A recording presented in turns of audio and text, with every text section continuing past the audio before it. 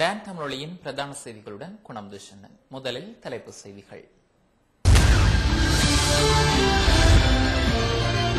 மனித உரிமை மீறல்கள் குறித்த சர்வதேசத்தின் கேள்விகளுக்கும் தரிசன அறிக்கைக்குமான பதிலை இலங்கையை வழங்க வேண்டும் என்று இந்திய வெளிவார அமைச்சின் உயர் அதிகாரிகள் தெரிவித்துள்ளனர்.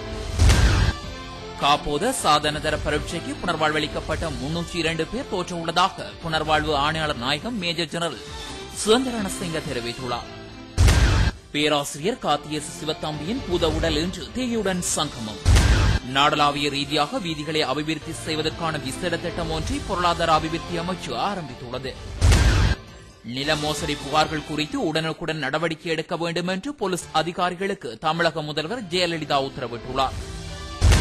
ஜப்பானில் இன்று காலை ஏற்பட்ட சக்தி வாய்ந்த நடுக்கம் ரிக்டர் அளவுகோலில் 7.3 பதிவாகியுள்ளது.